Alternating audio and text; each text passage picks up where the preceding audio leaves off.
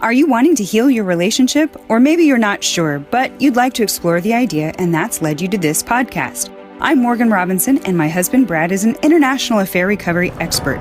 Together, we founded Marriage Solutions, a multi-location group marriage counseling private practice devoted exclusively to helping couples heal and rebuild their relationship to stronger than ever before. In fact, we're the best reviewed couples therapists in the Midwest. Check us out at mymarriagecheckup.com. People change when there's pain, but you have to have a plan in place, a system in place to go keep changing. There's just no questions about it. You're going to be back in it if you don't go get the help that you need. And so there's no fooling around with this kind of stuff. You have to get the help you need. Hello and welcome to today's show. Today we're talking about what to do when they won't stop the affair. This is really important. I bet a lot of people have asked, how do we do this? What do we do when they won't stop the affair? Right, Brad? Morgan, this subject that we're going to be talking about today is actually a really crucial one. And it's one that I certainly don't want anybody to take lightly. And I definitely don't want to be misunderstood when I'm talking about this.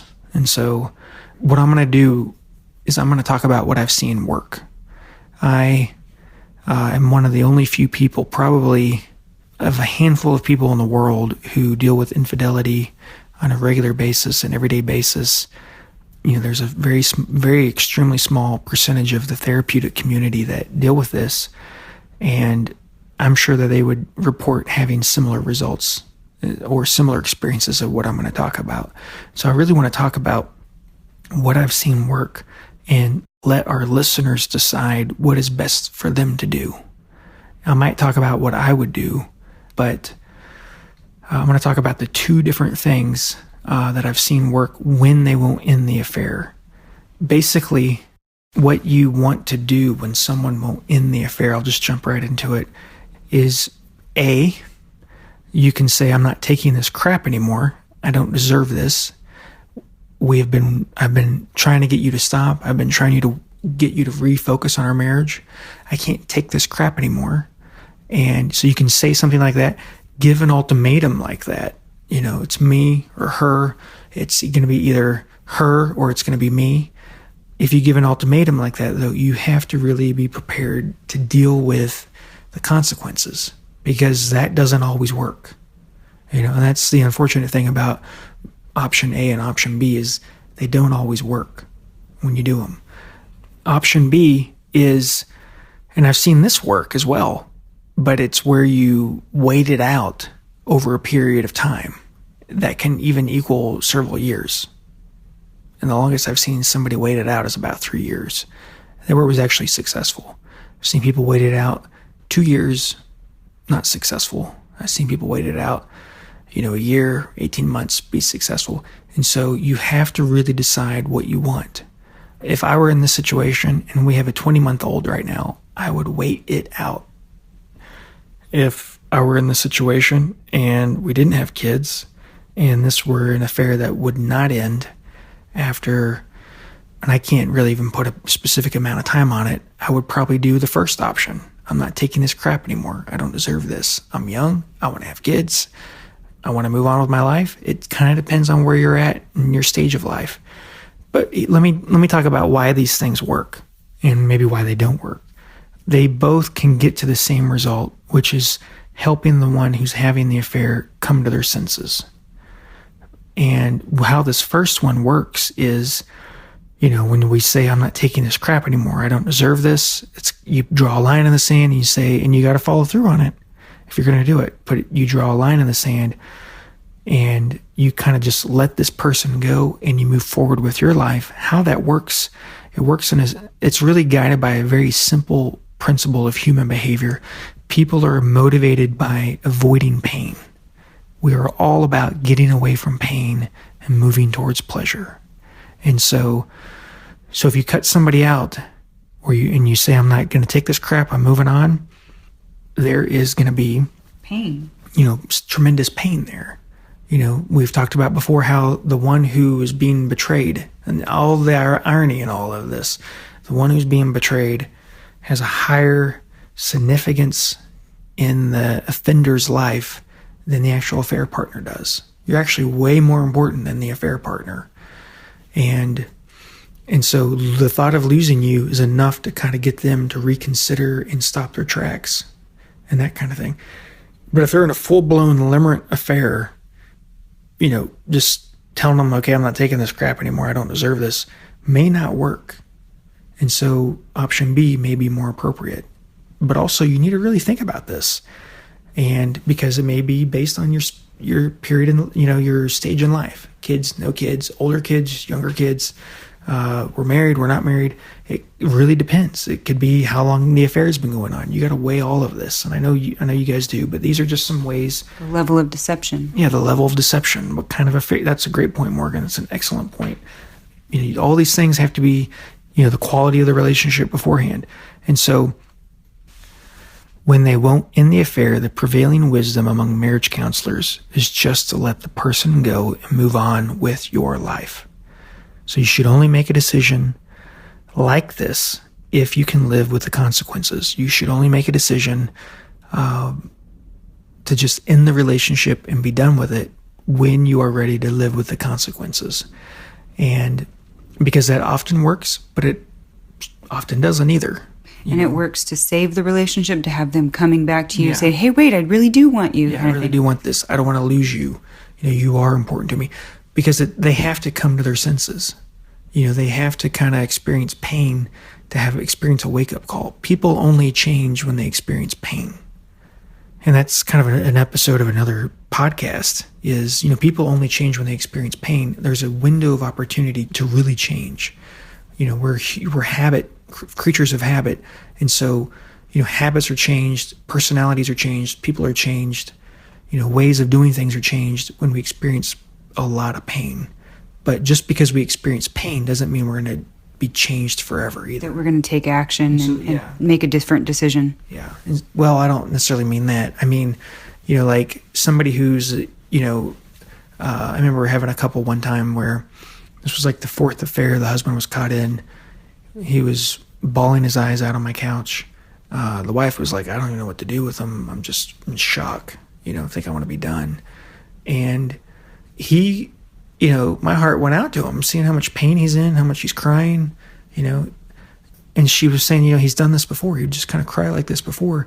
And he's in a lot of pain, and this is his opportunity to change right here. But as soon as he's out of pain, the motivation is gone to change. And so, once we don't feel pain anymore, we rely back on our old habits. And so this is why you have to do therapy. This is why you have to do marriage counseling. This is why you've got to, because I'm all about reconciliation and helping people work through things. What I'm not for is about reconciliation just to stay the same. Mm-hmm. My parents divorced, and I've had a lot of time to think about this, especially with what I do for a living and, the infidelity that my mother experienced from my father. My dad never really has changed as a person, in all his years of life. Maybe it was, I didn't benefit from them being divorced at all, but I can definitely see how my mother came to that conclusion. And now as an adult, knowing what I know now, I don't really hold it against her for leaving, but I really did as a kid. I was really mad at her and upset with her because I got the short end of the stick as a kid. And, now that I'm further removed, I can appreciate where she's coming from better. But people will change, but they don't change overnight. They've got to go get help. You got to get outside help to change. And so, there's people who cry and are remorseful and they mean everything they're saying when they're saying it because they're in pain. But if there's not a system to go participate in and change your behavior, there's a good chance of repeating that behavior. So you've got to follow through. We're habit-based creatures. Everybody does it. We've all met people who had a near-death experience with their weight, and then they lose weight, and then they put it back on when the threat's gone. It's the same freaking thing. There's not a lick of difference, very little if there's any, between this infidelity and that. It's still the same subconscious thought processes that have to be worked through. So you've got to grow from this. You've got to be different from this. And like I said, Morgan, I'm all about reconciliation, but I'm not about reconciliation if you're going to keep doing the same freaking crap and get exposed to more hurt and not get any better. That's not the message that we're trying to send out there. This is really about healing a broken trust. It's possible. You can do it. You can have a better than before marriage, a fantastic marriage after infidelity. And this podcast is really all about the healing steps, what it takes to do that. And so I'm getting off on a tangent. Probably said enough about it that I don't need to go do a second podcast. Maybe we need to do one further on that. But people, I'll just finish this thought. Maybe I'm repeating myself, but people change when there's pain. And so but you have to have a plan in place, a system in place to go keep changing. People who are sex addicts, when they get caught, they feel tons of remorse. But if they don't go do a treatment program and go work through it, they're going to be back in it.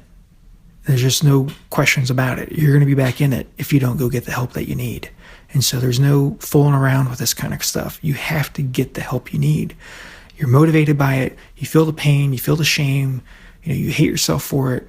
But you got to go work with people who know how to help you through this stuff, or you're not going to get any better. Your relationship isn't going to get any better. And you're just going to be repeating the same crap over and over again. And nobody wants that. Your spouse doesn't want that. You don't want to keep doing that to them. Nobody wants that. And so back to what we're talking about, what to do when they won't stop the affair. People are motivated by getting away from pain. And so if you're more important to them, and I believe you are, as a general sense, there may be exceptions to this out there, but I really, be few and far between where the affair partner is actually more important than the spouse. Everybody thinks they are, because it's like, well, they share more with them. They're seeing love letters. It's been going on for 3 years, and we've been married for 30 years, and he's been having an affair for 30 years or 3 years. So everybody always thinks the affair partner is more important than they are.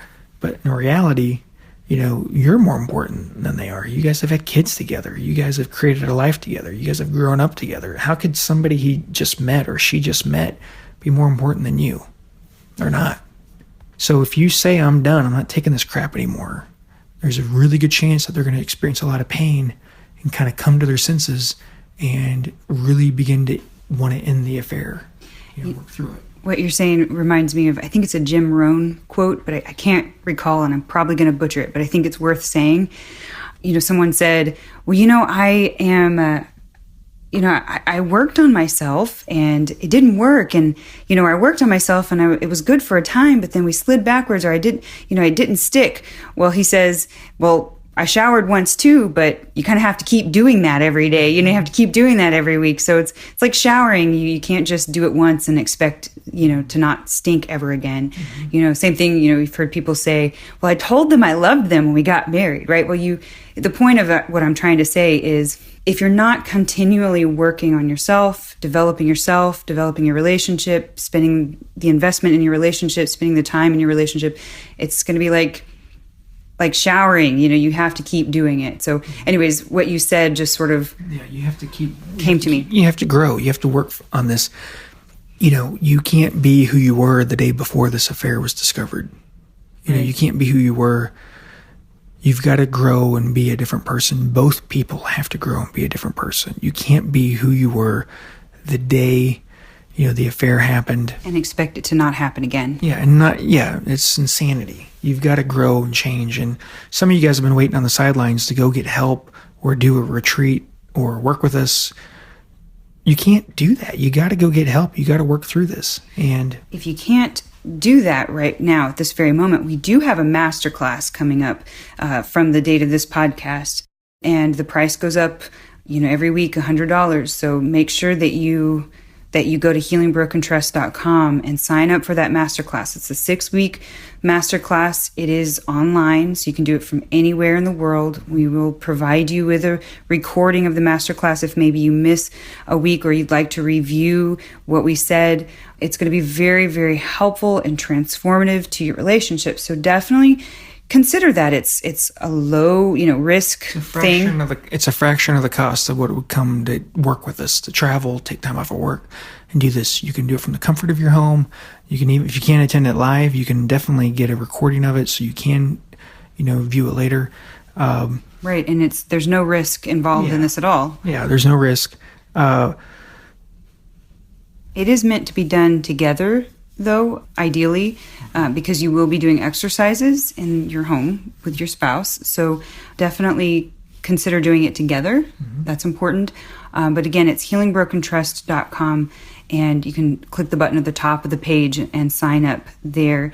It does talk to you about what is all covered in this particular masterclass. We probably will have different masterclasses in the future, but this is the one we are doing right now. Brad, do you have anything else you want to say? I do, actually. I just wanted to mention, Morgan, that if you're going to pull the trigger and say, I'm not taking this crap anymore, it really has to be your decision. It can't be my decision for you because you're listening to this podcast. It needs to be something that you truly believe is right for you in your gut, because you're the one living with the consequences. I'm not going to be affected by it. Your family is going to be affected by it. Your children are going to be affected by it. So you have to really know it's the right thing to do if you do it. Consult with friends, family, if they know about it. If you want to talk to them about it, consult with them. Consult with spiritual advisors. I know sometimes about, the nature of divorce is important to think about. If that's important to you, if that aspect of spirituality is important to you, definitely consult that. Include that, into your evaluation. Those are your values. And so you need to really... But be very careful about who you consult, because there's a lot of bad advice out there. And even the people that you care about the most, or you feel care about you the most, will still give you advice that might go contrary to your... Yeah, that's a good point. To your life. Yeah. Really, that's an excellent point. I think the best, you want to go with somebody who's marriage friendly, people who ultimately are, who believe that people are better off being married and happily married, and who want to see you make it. You want to get people who lean that way. I've dealt with a lot of people who had kind of spiritual advisors who, because there was an affair, they were automatically like, well, there's your out. You can divorce. God's okay with it. And it's like, what? They weren't going there to hear that. They were going there like, how do we work through this? I don't want a divorce. You don't stop loving somebody just because you found out about this. Because they made a mistake. Yeah, And so the best kind of people to talk to about this, in my opinion, are going to be people who work with this on a regular basis.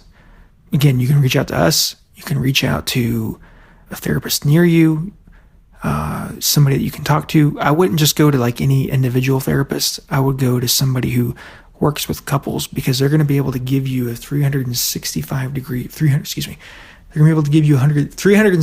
view. Not 365 days, but a 360-degree view of a situation like this, and help you understand it, and maybe even help you understand kind of where they're coming from more, where you can really kind of share it, because it's just too important of a decision to make. And now you may already be there where you're like, I don't give a crap anymore. This has gone on for way too long, and I just don't care. And that's okay. But you need to make a decision that you feel comfortable living with. And you want to speak with if you're going to talk to a friend or a spiritual advisor, don't just go to a yes person. Go to someone who would have both you and your spouse's interest at heart. Yeah, that's a great point, Morgan. And you really want to go with somebody who understands negative cycles. And that's kind of why I mentioned, that's a great point, Morgan. If you're going to go to someone, you want to go to someone who understands negative cycles, that relationships are a two-way street. Because often if you go to an individual therapist who just works with individuals only, and sometimes occasionally a couple here and there, they don't really have their framework isn't in terms of negative cycles. Or even couples. Yeah, or even couples. And so you want to be careful with that. So anyway, if you do this, it needs to be because you believe it's the right thing to do. It often works because it creates pain. There's the fear of loss and pain can motivate somebody to come to their senses. But when you decide to, just wait it out, that strategy I have seen work where maybe I worked with a couple and then they came back in years later when that person finally ended the affair. And sometimes what gets them to end the affair is the limerence runs out. They come to their senses. They come to their senses. They fight with the affair partner. They get upset with the affair partner. The affair partner betrays them. And then their spouse is able to provide some sort of emotional safety or security to them. And they realize, you know what? I should have been with you all along. I've made a mistake. I made a mistake. So Morgan, those are pretty much my thoughts on this. Again, if you do this, it needs to be your decision. one that you really have reached on your own conclusion. Those are kind of the two paths that you can take. I'd like to get into this topic more and talk about it more because there's a lot more we can say on this. And so I'm going to get into it in a future episode. Well, have you booked your retreat yet? Make sure to go to healingbrokentrust.com for more information and call 918-281-6060 to book your retreat today. We hope you enjoyed this episode of Healing Broken Trust podcast. As always, this information is for education and entertainment purposes only.